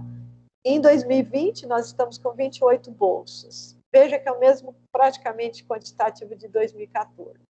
Então, se passaram 6 anos e a gente está conseguindo manter as bolsas, muito esforço da professora Janaína, essa manutenção dessas bolsas também, com muito apoio da secretaria, tá? 11 de mestrado CAPES e um CNPq, e 16 de doutorado. Então, isso aqui é muito importante que vocês tenham ciência de que a colocação de vocês na seleção do edital é muito importante para conseguir bolsa, porque os primeiros colocados vão ser os que vão levar bolsa, imediatamente, ou os que vão entrar na fila. E hoje nós temos uma fila de espera de 2 mestrandos e um doutorando, que está esperando bolsa. Mas, segundo a informação do Wendel, já vão ser atendidos os 2 mestrandos e o doutorando até o começo do ano que vem, tá? Então, assim, se vocês não pegarem bolsa imediatamente quando vocês forem aprovados, não quer dizer que vocês não vão ter bolsas. Conforme a classificação do edital que vocês ficaram, quando vagar a bolsa, nós vamos conceder para vocês. Não há interesse nenhum nosso em não dar bolsa. Nós temos o máximo interesse em dar bolsa para aluno. Inclusive, se pudesse, a gente dava bolsa para todos os alunos que entrassem no programa, inclusive os que trabalham, porque isso seria um estímulo. Só que isso não é um estímulo, uma política do nosso país funcionar assim, então nós não podemos ir contra eles. Ok, nós podemos sim pedir, mas não fazer milagre, né? Produção científica, total de produção em todos os estratos. 2017, 94, considerando 38 periódicos, 56 conferências. Isso aqui, gente, não estou colocando qualis, tá? É número absoluto e total mesmo, não tem nada a ver com qualidade ou com qualis. 2018, 40 e 55, totalizando 95. 2019, 45 periódicos e 85 conferências, totalizando 130 publicações. Esse é o último ano que está disponível no Sucupira. Eu coloquei a fonte aqui para vocês, isso é público. Se vocês clicarem lá, vocês vão colocar programa de pós-graduação em informática da UNB e vocês vão ver esses números lá, tá? E a gente teve um aumento de 38%, considerando 2017. Vocês se lembram que aumentaram o número de alunos, aumentou o número de alunos e aumentou o número de professores. Então, é razoável que a gente tenha esse aumento de produção. Total de produções com docentes, né? Só com docentes em 2017 e 2018, nós podemos fazer um cálculo de 4,73 periódicos por docente e 7,53 em conferências, a média no triênio. Isso, gente, é interessante saber, porque a CAPES nos colocava anteriormente uma trava de, a cada um periódico, até 3 conferências na área. E nós estamos abaixo dessa trava, nós estamos com 7 conferências e 4 periódicos, isso é bom. É uma medida boa, é uma média boa para, pelo menos em quantitativo, de conferência periódica. Não digo que a gente está bem em publicação, não, nós temos que aumentar, tá? Mas na trava de conferência para periódicos está bom. Percentual de produção com discente. Gente, isso aqui é fundamental, e eu chamo a atenção, assim como a professora Janaína chamou a atenção. 2017, 53% dos nossos periódicos mais conferências foram realizadas em parceria com os alunos. Em 2018, 58%. Em 2019, gente, eu contei, isso daqui não é muito exato, né? Porque eu não tive tempo para ficar entrando uma por uma das publicações, mas quando não tinha o primeiro autor como professor, eu considerei que era aluno, então 84%. Isso é um excelente percentual e aumento. Mas digo e repito, esse não é preciso. Tá?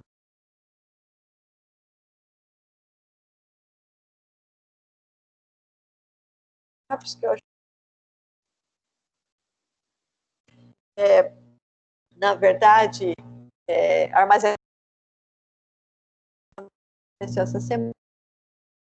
Esse gráfico mostra os 43 artigos produzidos no programa em 2019, em periódicos, tá? A maior extrato, considerando o novo qualis da CAPES, vai 4 extratos superiores. Realizando isso aqui, dá 20 periódicos. E depois de B1 a 100 qualis, ele não é extrato superior. Essa barrinha me deixou bem chateada, tá? Mas a gente vai trabalhar quanto a isso. Não adianta esse esforço aqui, na verdade, né, para a gente. Mas muitas vezes o docente tem que publicar em periódicos sem qualificação, porque é uma colaboração à própria área de pesquisa dele. E, então, assim, não é para a gente ter zero aqui. Isso eu considero, não é para ter zero. Mas esse número expressivo me assustou quando eu olhei. De 2009, alguns dos melhores ou mais relevantes periódicos, porque quando a gente faz o relatório anual para a CAPES nos avaliar, nós temos que colocar os 10 melhores periódicos do programa, tá? Não só pelo veículo de publicação, mas, que é o qualis, né, que eles nos fornecem, o índice de impacto do Web of Science, que é o JCR. Então, como vocês podem ver, 6,79 de JCR é um excelente veículo, que por acaso é o I3E Transactions Image Processing, tá? E variando aqui, eu não mostrei, eu parei no 2,073 do Signal Processing Image Communication, mas eu peguei lá o de maior índice de foi de 0,718, que é excelente veículo de publicação e muito difícil na área, tá? Que é o Theoretical Computer Science. Então, só para vocês terem uma ideia, que assim, os nossos veículos de publicação, os melhores, os relevantes, eles realmente são relevantes. Não só no Brasil, mas no mundo inteiro. A professora Janaína também me mostrou, que está lá no nosso coleta, que é a produção científica em periódico de 2019, e aqui mostra com a participação de discentes ou egressos. A CAPES sempre considerou egressos até 3 anos, agora eles estão abrindo até 5 anos, então quando vocês saírem do programa, não deixem que vocês tenham o título. Muitas pesquisas vão ser concluídas depois da sua defesa. E isso conta para o nosso programa, até 5 anos depois da sua titulação. Então, publicação em periódico com discentes ou egressos no Qualis 2019, considerando aquele Qualis que vai de A1 até sem qualificação no novo Qualis, se vocês olharem aqui, no estado superior com discentes, dá 40% dos nossos periódicos. Ou seja, 40% daqueles total que eu mostrei para vocês aqui, né, de 43 artigos, foi feito com discentes. Tá? E aqui, numa outra visão, 64% é com discente, incluindo extrato superior e não extrato superior. Tá? Então, se eu somar esse extrato superior do azulzinho com fora do extrato superior, dá 64,4%, que é esse verdinho aqui, são com vocês, nossos discentes. Então, mais da metade da nossa produção em periódico, que é a mais relevante para a CAPES, é a produção em periódico, é em parceria com os discentes. Esse aqui é muito importante, que a gente aumente isso aqui. Por isso que quando eu vi 80%, eu falei, o quê? Que ótimo, tomara que seja 80%. Tá? Porque eu estava contando, talvez, de forma muito otimística e não precisa. Ok. Sem discentes, no extrato superior, 17,8% só com os professores. E não extrato superior, 17,8% também. Ok? Ok, projetos internacionais. Isso aqui é a menina dos olhos do nosso programa no momento. Cooperação internacional. 2013 até atuais, tem algumas que... Não tem atuais aqui. São 9 coordenadores, tá? Sim, tem uma atual, que é esse H2020, que é com a União Europeia. Então, o que significa? Que de todos esses projetos de cooperação internacional, 9 são coordenados por nossos docentes. Tá? E, obviamente, que nenhum projeto internacional é feito só com a UNB. É feito com a universidade do exterior e com parcerias de universidades brasileiras. Então, significa que nós estamos sendo reconhecidos também pelos nossos parceiros de pesquisa nacional, para coordenar programas e projetos internacionais. Isso é muito importante. Tá? Então, aqui tem alguns, né? O CAPES no FIC, que já até terminou com a Holanda, a professora Milene era coordenadora, a CAPES DGPU, com a Espanha, que a professora Alba era coordenadora, a CAPES FRM, com a Universidade Livre de Bruxelas, na Bélgica. Eu não vou lembrar de todos, gente, me desculpe, mas eu não me lembro se era pelo professor Ricardo Jacob, eu não me lembro esse. A CAPES PVE, com a Universidade de Ottawa e King's College, a CAPES STIC Amisud, França e Universidade do Chile, essa daqui eu sei que é a professora Maria Emília, porque eu estava nesse projeto. De novo, STIC Amisud com a França e Buenos Aires. O STIC Amisud é Sul-América e Europa. Tá? Universidade de Buenos Aires e Argentina, UNB, UTFS, que é Federal de Santa Maria, Maria do Chile, CNRS França, eu acho que também é da professora Maria Emília ou da professora Alba, não sei. E participação em 3 projetos do H2020 com a União Europeia, um deles é coordenado pela professora Priscila. Tá? Esse aqui é muito importante para a gente. E é muito importante colocar isso no nosso relatório anual. Agora, um momento de descontração. É muito importante vocês participarem do WPOS WComp. É uma iniciativa que nasceu no programa em 2000, dentro do laboratório WLaico, que é da professora Alba e professor Ricardo Jacob. Eles começaram essa iniciativa no ano de 2000, e eles juntavam só os alunos na verdade, de hardware e sistemas de alto desempenho para fazer esse workshop, onde os alunos apresentavam suas pesquisas, tá? Então, em 2020 em 2000 foi o último, começou em 2005, em 2006, ou seja, o primeiro foi em 2005, em 2000, em Alto Paraíso, tá? E a gente ia lá para o chalés e ficava assistindo. A partir de 2005 eu participei, porque eu entrei em 2002 na UNB, era muito legal. Quando chegou em 2009, nós convertemos o WLaico em WPOS, para que todos o programa da pós-graduação participasse, ou seja, todos os alunos, não só aqueles que pesquisavam em hardware ou alto desempenho.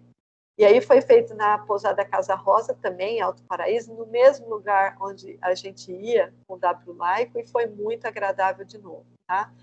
E depois de 2009, nós nunca paramos, pode ver aí, ó. 2010, 11, 12, 13, 14, 15, 16, 17, 18, 19. Gente, isso daqui também traz sobrecarga para o docente. Organizar, coordenar, selecionar os artigos, fazer ajuste com o hotel, conseguir dinheiro, que é o mais difícil para a gente conseguir levar os alunos, enfim.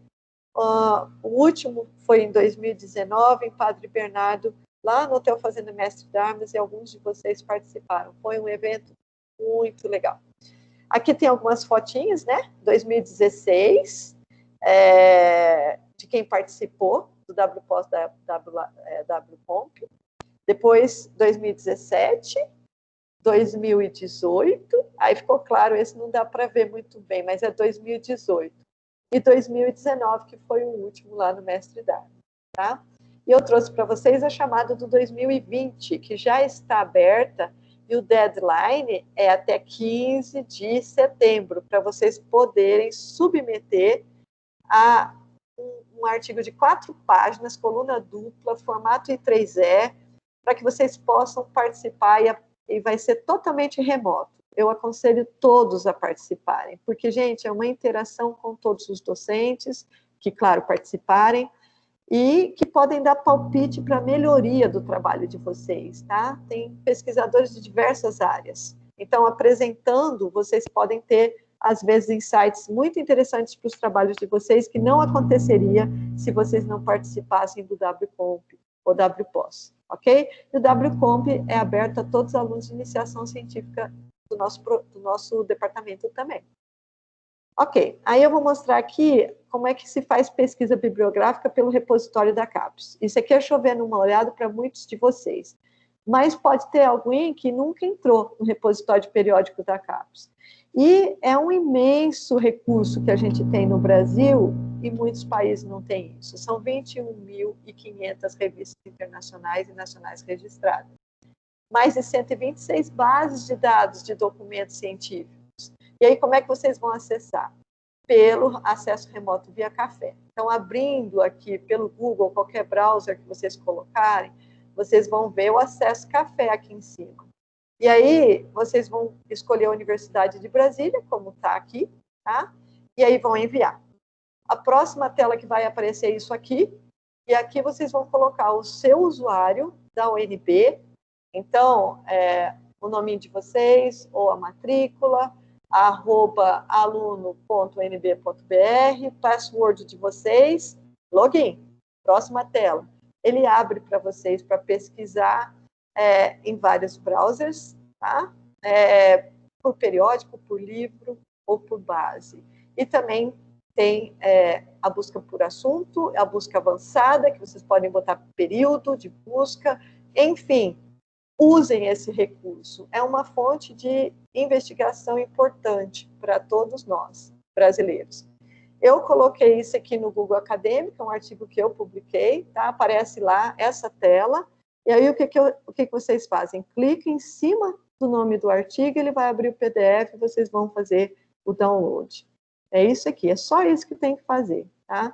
E vocês têm um acesso, por exemplo, isso daqui é um periódico pago, né, na EMS, e não é barato, é cobrado em euro. Ou seja, vocês vão ter isso gratuito.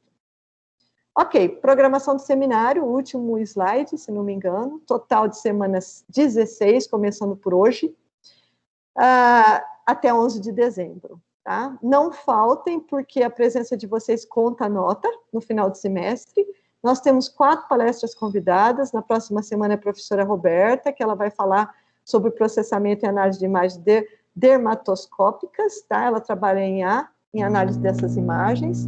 Professor Luiz da Silva, professor de REC, ele vai nos falar da área de redes, tá? Pesquisa na área de redes, junto com o professor Marota, nesse dia 4/9.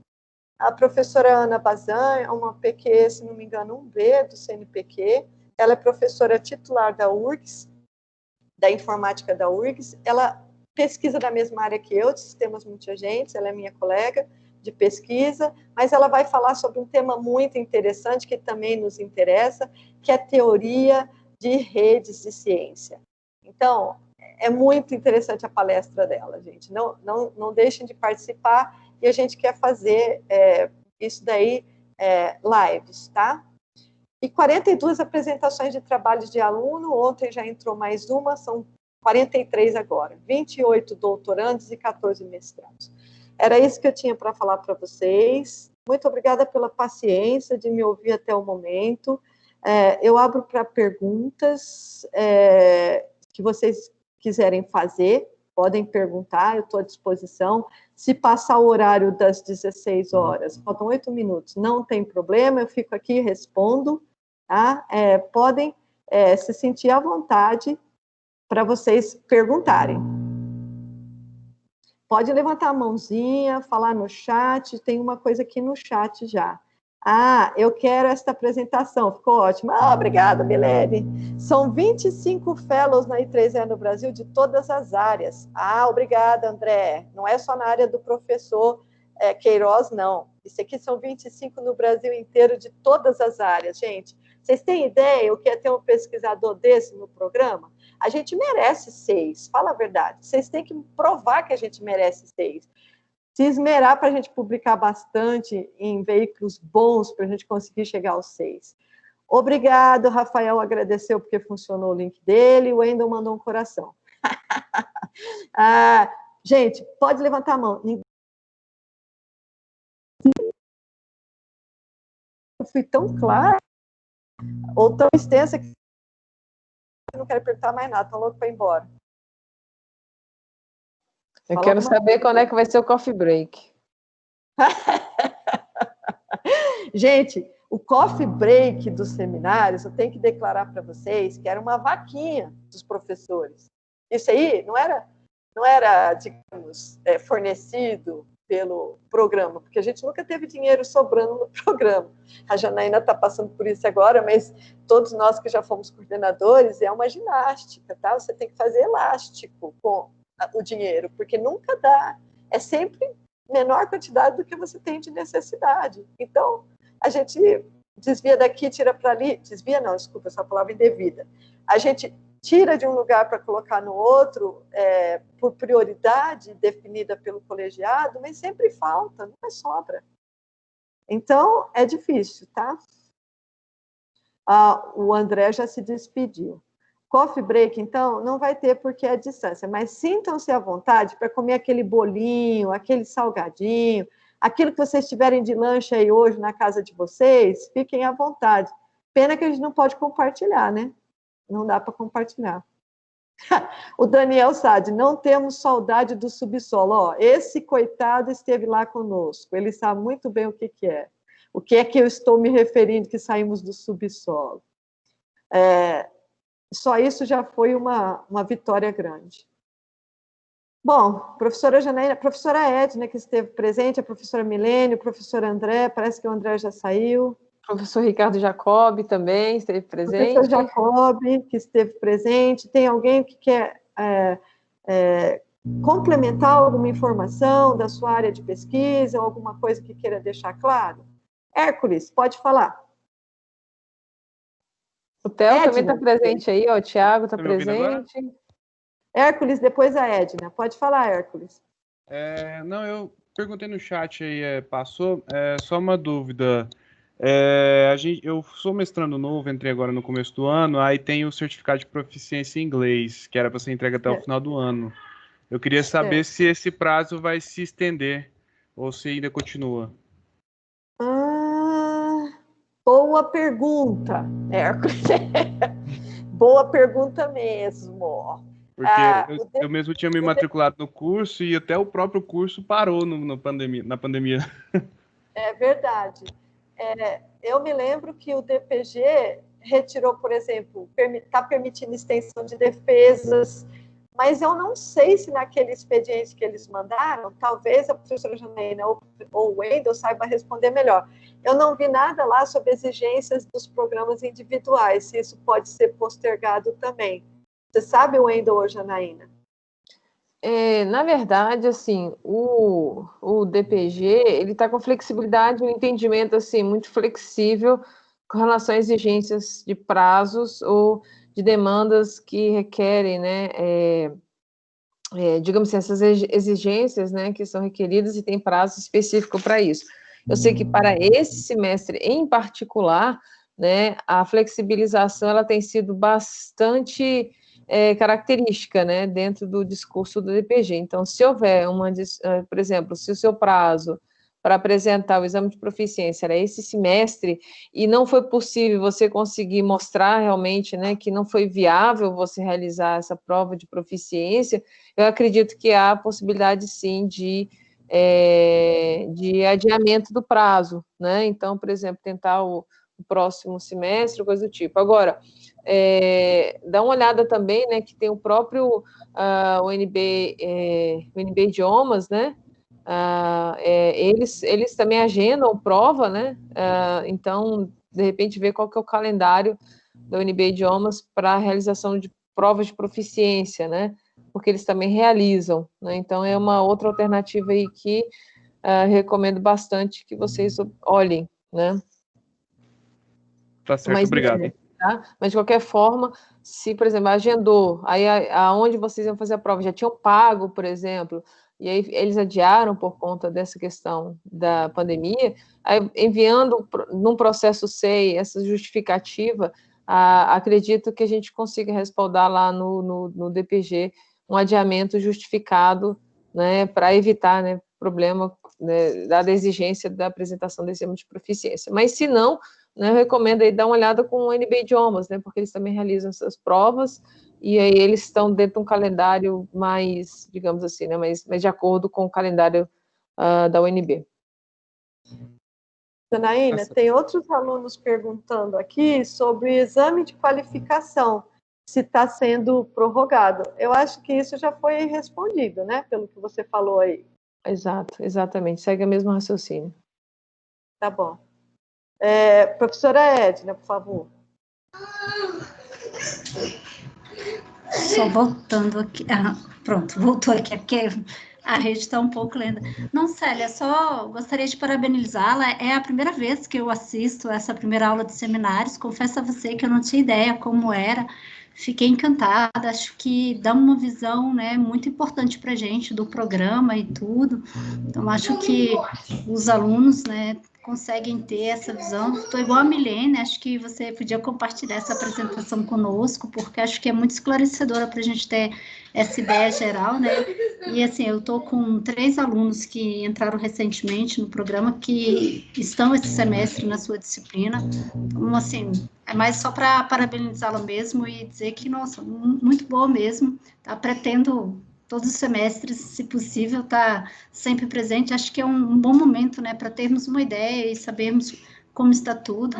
E mais para frente também estar falando um pouco das pesquisas durante a sua disciplina de seminário. Tá? Parabéns mesmo. Que a gente tenha um bom retorno, né, esse semestre para todos.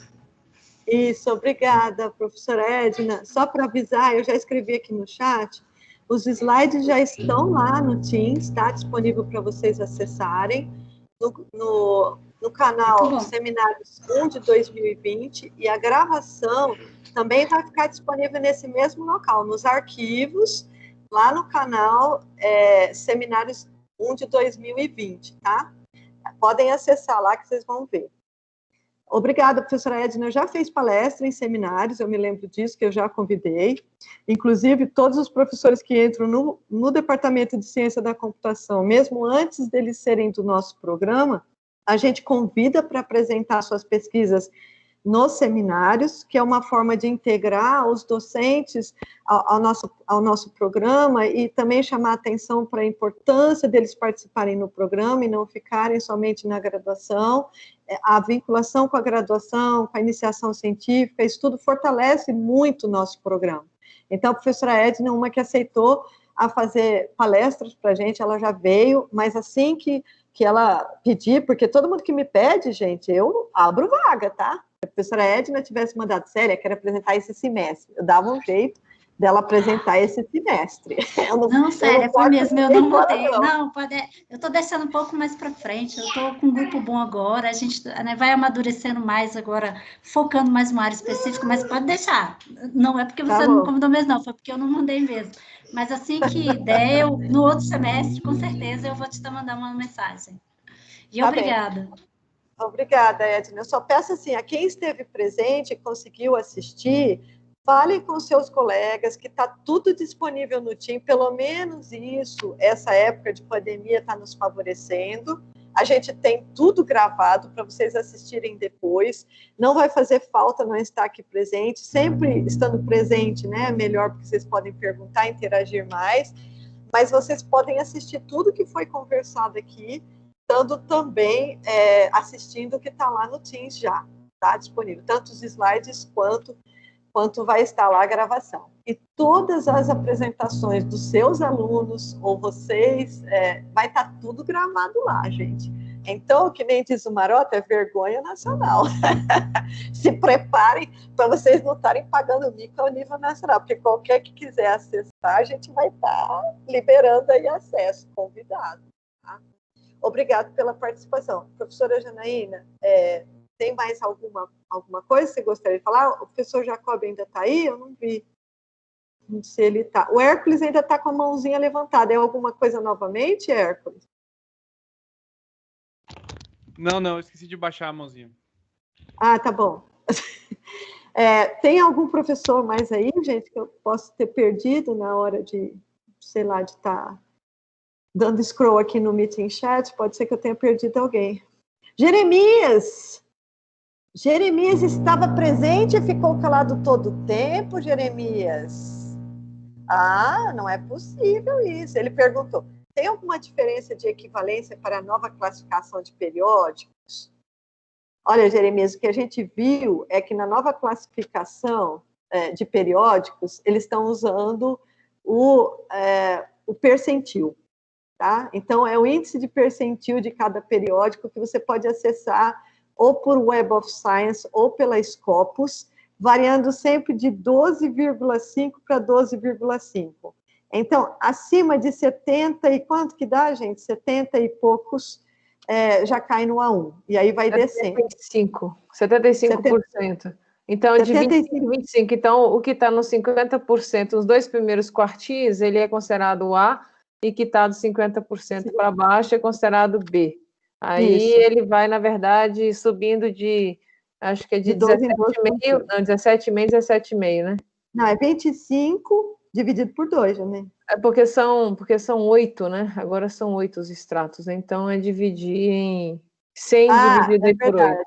Tem 4, e já que você tem 50, 50, Eu sei que o que eles cortaram, Jeremias, que o B1 era 50%, né, de índice de impacto, e que isso daí virou o quê? Virou A4, né, Janaína? Os 2 primeiros quartis é 50%, A1 até A4. Até A4. 50% é o A4, que era o antigo B1. Mas se você entrar, por exemplo, eu quero saber qual periódico que eu devo publicar para estar no extrato superior. Entre no Scopus ou no Web of Science, coloca o nome do periódico e vai aparecer para vocês o percentil. Acima de 75% é A1. Uhum. E aí eu posso mandar até essa tabelinha depois para vocês olharem lá, tá? E com relação às conferências é o H5, é o índice H5. E em relação às conferências é o H5, que já vai sair em outubro, né, Janaína, que você falou? Novembro. A perspectiva é sair em novembro, isso. Mas tem o site extraoficial, mas que já está funcionando para muitas pesquisas, que é o desenvolvido lá pelos alunos da PUC-RS, tá? Que eu também posso mandar para vocês o link. Ele tem todas as conferências, tá? Nacionais e internacionais. Ele está funcionando muito bem, eu estou usando sistematicamente. Tá. Agora, uma coisa, Célia, que é importante ser dita, né? Porque tem movimento, assim, só uma palavra final aqui sobre isso, né? Eu acho que vale a pena, né, a gente também pensar o seguinte, porque a gente sempre usa o Qualis como referência, mas o Qualis nunca deveria ser referência, né? O Qualis é consequência, né? Porque a verdade é que a gente tem que olhar entre os nossos pares, na nossa própria área de pesquisa, quais são as conferências, quais são os periódicos de referência da área, não pelo Qualis, porque o Qualis ele veio depois de realmente chegar nesse nível de reconhecimento, né? A gente olha o Qualis para publicar naqueles que estão lá no Qualis, mas o certo deveria ser o contrário, né? Aonde é que a minha área mais publica, onde é que estão os melhores revisores da minha área, onde é que estão os grupos de pesquisa mais relevantes da minha área, para que eu publique lá, porque, por exemplo, eu posso pensar no periódico que ele é considerado A1, mas poucos pesquisadores da minha área publicam lá, e aí isso é relevante para mim, e depende do que eu quero para o meu currículo, né? Internacionalmente, o A1, ninguém sabe o que é A1, né? Qualis é só no Brasil. Mas se eu pensar que o reconhecimento eu quero do ponto de vista da minha área de pesquisa, é mais importante eu pensar dentro daqueles veículos que os pesquisadores da minha área estão mais publicando, né? Então, eu sei que fica fica aquela história, né? Quem veio primeiro, a galinha ou o ovo, né? Mas, assim, quando a gente, né, pensando novamente nessa questão da autonomia em pesquisa, né, eu acho que o mais importante é mirar, como diz a velha frase, né, stand on the shoulders of the giants, né? E onde é que o fogo, né, tá queimando a brasa, né? Ali que você tem que mirar estar, né? Acho que o alvo tem que ser realmente aonde é a comunidade mais relevante da sua área, né? E aí, consequentemente, né, eu imagino o Qualis, ele, né, se não tiver um Qualis daquele seu periódico, muito provavelmente em algum momento ele vai aparecer, porque a sua comunidade é que está ditando o passo, né, em algum momento, se ele não ele pode vir a ser. né? Agora, pode acontecer o contrário, a gente mirar o Qualis, de repente, em algum momento, aquele veículo, né, aquele conferência, o periódico, deixar de ter aquele Qualis, né? Sei lá, né? Perdeu a referência. Ou a gente também sabe, né, aqueles que são listados como tendo um Qualis alto, mas só que eles estão, assim, de certa forma, ali, os famosos, que a gente conhece aí, né? Que são os famosos periódicos, como é que chama? Caça-níqueis. Caça-níquel, caça-níquel, ou aqueles que, na verdade, eles estão, né? Aquelas coisas que provocam autocitação, né? Depredadores. Naquela coisa que provoca autocitação, né? Para aumentar o índice de citação, né? Então, enfim, né, são coisas que a gente acaba aprendendo ao longo da nossa caminhada, né? Ainda tem duas perguntas importantes aqui que eu vi. Uma foi feita, inclusive, pelo Jeremias. Ele pergunta a seguinte coisa: escuta, era B2 no Qualis antigo para nossa defesa de doutorado, mas agora é novo Qualis. Como é que vai ser esse mapeamento? Então, Jeremias, a gente ainda está usando o B2 porque o Qualis 2019 ainda não é oficial. Na verdade, a gente não mudou a nossa resolução interna ainda, mas isso tem que ser mudado, né, Janaína? Sem dúvida. Sem dúvida. A gente precisa ter fôlego para trabalhar nisso aí também, né? Fazer esse update aí das pontuações, né? É uma pergunta muito pertinente, Jeremias. E a outra, da Ana Carolina, ela pergunta sobre a validade da prova de proficiência, por exemplo, o TOEFL. O TOEFL, a gente aceita ele válido, obviamente, né? Ele é feito e válido por 2 anos. Agora, se você apresentou o TOEFL válido no mestrado e prosseguiu para o doutorado, você pode usar esse mesmo, digamos, proficiência do mestrado para aproveitar no seu doutorado. Mas a primeira vez que você vai apresentar o seu TOEFL, ele tem que estar válido. Tá? Então, quem não tem TOEFL ou que está com TOEFL que não está válido, a gente aceita ele válido, pelo menos pelo que eu me lembro. Mudou isso, Janaína? Ai, meu Deus, eu confesso que eu perdi a sua explanação, me perdoe, Célia. É que eu estava aqui olhando os chats aqui, eu vi a resposta do Theo. Então, a pergunta é sobre a validade do TOEFL. Eu posso apresentar o TOEFL, a prova de proficiência, ela tem validade? Sim, o TOEFL é válido por 2 anos. Então, a gente aceita ele na validade. Sim, dentro da validade, com certeza, ele é aceito. Sim, não, mas ela quer saber se é aceito fora da validade. Não, infelizmente não. Infelizmente não. Não, então. Aí, mas tem os outros diplomas que não têm validade, que eu coloquei lá naquele slide para vocês, que são aceitos. Por exemplo, proficiência da Thomas Jefferson, proficiência da cultura inglesa. Isso não é que nem a prova do TOEFL, que vale por 2 anos. Então, depende do seu diploma, aí é a validade do que você está apresentando, do diploma de proficiência que você está apresentando. Essa que é a validade. Ok? Uhum. O Theo... foi legal esse comentário do Theo, né? Que ele foi legal, falou que... Ô, Theo, pode abrir o microfone aí, cara. Mas realmente isso acontece em muitos casos, né? Tem conferências que é muito mais difícil você ter aceite do que periódicos, né? Em todas as áreas da computação tem isso, né? Então, assim, e tem o seu merecido prestígio, né? Essas conferências, né? E conferência, ela não permite você ter major ou minor review, né? Então, dependendo do caso, é muito mais prestígio você estar nessas conferências do que ter um periódico, né? Eu concordo plenamente, né? E aí volta aquela discussão toda nossa dentro do programa, aquela coisa toda, né? Mas, sem dúvida, é um comentário bastante válido. Sim, muito bem. Pessoal, bom, legal, estou gostando muito aqui. Eu também nunca tinha participado desse. Acho que já participei. Você estava aí, metade de um desses eventos aí, de primeira aula de seminário, né? Acho muito bacana mesmo. O problema é que sempre coincide com uma disciplina que eu dou aula ao mesmo tempo, né? Então, mesmo aqui, eu cheguei atrasado. Mas, realmente, assim, uma coisa, em visão computacional e aprendizado de máquina, as conferências mais bom, mais bem renomadas, elas, na verdade, têm um processo que passa por duas fases, né, na hora de revisão, na revisão por pares, né? Os autores, eles podem rejeitar direto, ou então pode ter chance ainda de responder aos revisores, né? Responder às críticas dos revisores, parecido com o processo de Rebuttal, né? Pois é. E às vezes tem duas fases, tem conferência que agora tem duas fases mesmo, você pode ter rejeitado e ainda ressubmeter. É muito parecido com o periódico, né? E certamente, assim, as instituições padrão aí, CAPES, por exemplo, não identificam isso, né? Não sei, parece que não valorizam muito. É verdade. Isso aí. É verdade. Mas a gente sabe que tem conferências A1 muito difíceis mesmo, muito difíceis. Então, priorizem a publicação junto aos pesquisadores que sabem como é que é na sua área, tá?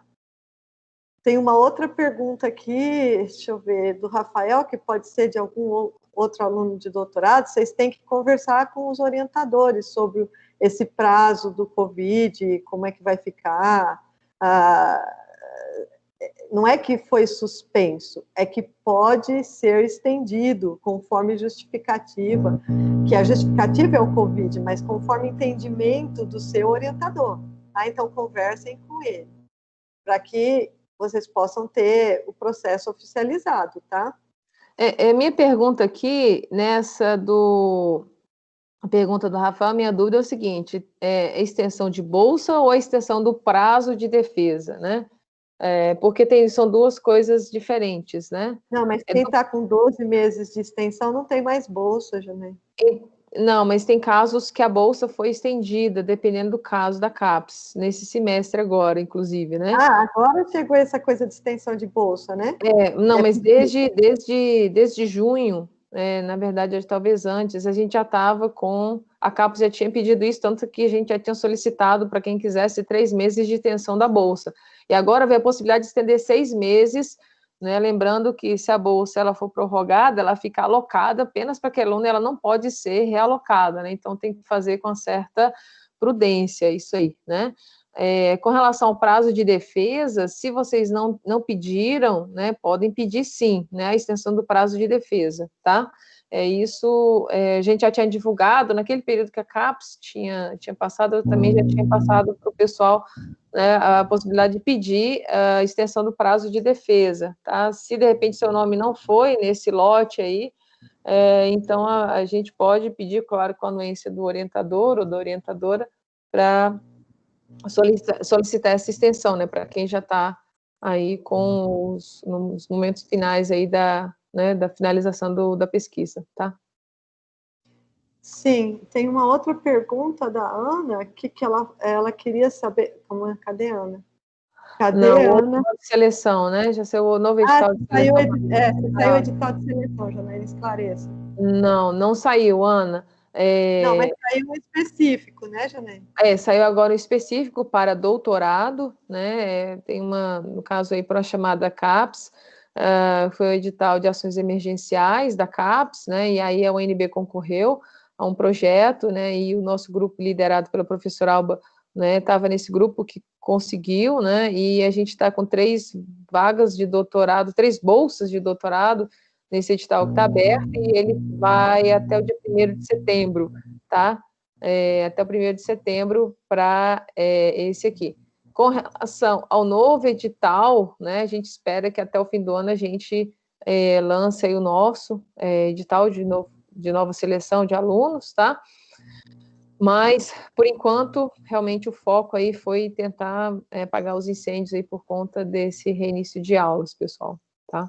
Mas vamos torcer aí que a gente consiga lançar o edital ainda esse ano, para a seleção acontecer aí até antes do início do próximo semestre.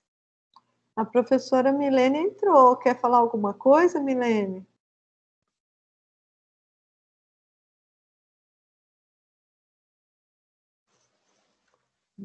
Ela estava no chat. Célia, eu acho que a Milene está desde o começo aí. Jura? Rafael. Ah, Não. desde o começo, uma fofa também. Vai, Milene, fala alguma coisa, professora Milene.